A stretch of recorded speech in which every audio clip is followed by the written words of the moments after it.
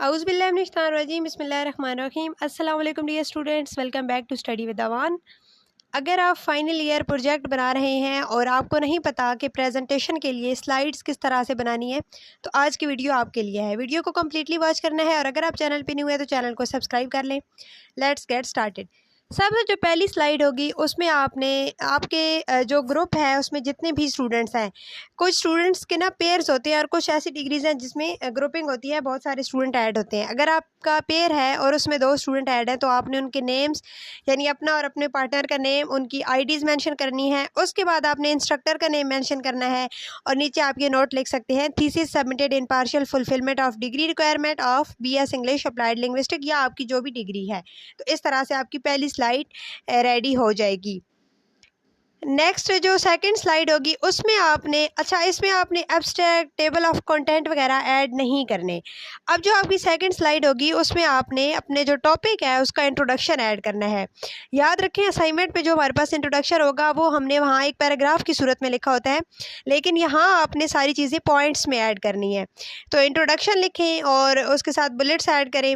इसके अलावा आप जो इंट्रोडक्शन एंड बैकग्राउंड या बैकग्राउंड का बाज़ औक़ात असाइनमेंट में अलग से टॉपिक होता है तो उसको भी आप इसके साथ मिक्स करके पॉइंट्स में लिख सकते हैं। नेक्स्ट, अगर आप स्टेटमेंट ऑफ प्रॉब्लम पे स्लाइड बनाना चाहते हैं तो उस पर भी आप बना सकते हैं। अगेन आपने उसको पॉइंट्स में लिखना है। अगर आप नहीं बनाना चाहते तो आपने ऑब्जेक्टिव्स ऑफ स्टडी पे नेक्स्ट स्लाइड बनानी है। मैं आपको वो स्लाइड्स बता रही हूँ जो मोस्ट इंपॉर्टेंट है, यानी ये आपने हर हाल में बनानी है। अगर आप थोड़ा सा लेंथी प्रेजेंटेशन बनाना चाहते हैं तो आप ये स्टेटमेंट ऑफ प्रॉब्लम्स और बाकी जो चीज़ें हैं थोड़ी बहुत वो भी ऐड कर सकते हैं।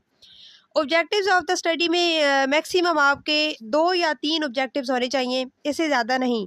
ये आपने ऑब्जेक्टिव्स ऐड करने हैं और बहुत ज़्यादा लेंथी ऐड करने की ज़रूरत नहीं है, और ये वही ऑब्जेक्टिव्स होने चाहिए जो आपकी जो असाइनमेंट है उसमें आपने लिखे हैं।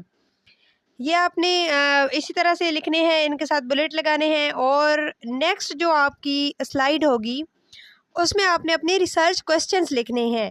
रिसर्च क्वेश्चन 2 या 3 से ज़्यादा बिल्कुल भी नहीं होने चाहिए, बल्कि मैं यही सजेस्ट करूँगी कि आपके असाइनमेंट में भी अगर 2 है तो यहाँ आप 2 ही लिखें, यानी असाइनमेंट में भी 2 होने चाहिए और यहाँ पे भी 2 होने चाहिए। वहाँ अगर ज़्यादा भी हैं तो यहाँ आप 2 ही लिखें, या ज़्यादा से ज़्यादा आप 3 लिख लें। और इसको आपने बिल्कुल जो है वो यानी एक शॉर्ट सेंटेंस की सूरत में इस तरह से लिखना है। नेक्स्ट जो हमारे पास स्लाइड होगी वो होगी सिग्निफिकेंस ऑफ द स्टडी।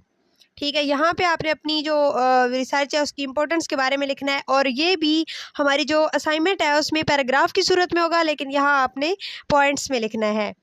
ठीक है, और इम्पोर्टेंट लाइंस लिखनी है, बहुत ज़्यादा एक्स्ट्रा डिटेल लिखने की ज़रूरत नहीं है, 2 या 3 लाइंस आप लिख लें। नेक्स्ट जो हमारी स्लाइड होगी वो होगी लिटरेचर रिव्यू के बारे में। लिटरेचर रिव्यू को भी बहुत ज़्यादा डिटेल से लिखने की ज़रूरत नहीं है। अगर आपके वहाँ पे जितने भी रेफरेंसेस ऐड हैं, 4 हैं, 5 हैं, जो भी आपकी स्टेटमेंट्स हैं वो लिखें और उसके साथ रेफरेंसेस लिखें। और यहाँ पे जो रेफरेंसेस आपने लिखने हैं वो APA 7th एडिशन जो है उस फॉर्मेट को आपने फॉलो करना है, यानी राइटर का first name, comma, year of publication और फिर ब्रैकेट। नेक्स्ट जो आपकी स्लाइड होगी वो होगी मेथडोलॉजी के बारे में। ये वाली मोस्ट इंपॉर्टेंट स्लाइड है और मोस्ट इंपॉर्टेंट जो आपकी असाइनमेंट है ना उसका ये सेक्शन है। इसमें से वाइवा में भी आपसे क्वेश्चन पूछे जाएंगे।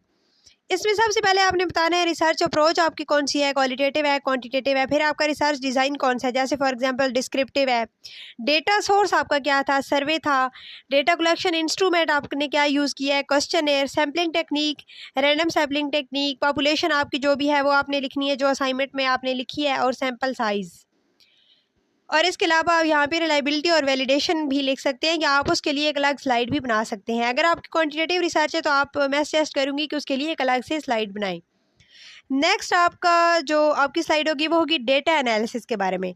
डेटा एनालिसिस, अगर आपकी क्वांटिटेटिव रिसर्च थी तो आपने जो टेबल अपने रिसर्च उसमें असाइनमेंट में लिखा है वही यहाँ पे ऐड करना है, बिल्कुल सेम। और अगर आपकी क्वालिटेटिव रिसर्च है तो आपके पास अगर कोई न्यूमेरिकल डेटा है तो आप लिख सकते हैं, अदरवाइज़ अपना जो फ्रेमवर्क है, जो आपने मॉडल अप्लाई किया है उसको यहाँ पर आपने लिखना है जिस तरह आपने असाइनमेंट में लिखा है। फिर हमारे पास जो स्लाइड होगी वो होगी कंक्लूजन और फाइंडिंग्स के बारे में। इसमें आपने पॉइंट्स में लिखनी है फाइंडिंग्स, और मोस्ट इंपॉर्टेंट जो पॉइंट्स हैं वही लिखने हैं, बहुत ज़्यादा डिटेल लिखने की यहाँ पे भी ज़रूरत नहीं है। नेक्स्ट हमारे पास और लास्ट जो होगी स्लाइड उसमें आपने सजेशंस लिखनी है। इसमें आपने 2 और 3 पॉइंट्स ऐड करने हैं और ये शो करना है कि हमारी जो रिसर्च है वो किस तरह से फ़ायदेमंद है। जो आपने अपनी असाइनमेंट में लिखा है वहाँ पे पैराग्राफ में होगा, उसी को यहाँ पे आपने पॉइंट्स बना के लिख देना है। तो इस तरह से आपने स्लाइड्स बनानी है और वाइवा से रिलेटेड आपके जो भी क्वेश्चन है आप कमेंट सेक्शन में पूछ लीजिएगा। मैं उस पर एक नेक्स्ट वीडियो बना दूँगी। मिलते हैं नई वीडियो में नए टॉपिक के साथ। दुआ में याद रखिएगा। अल्लाह हाफ़िज़।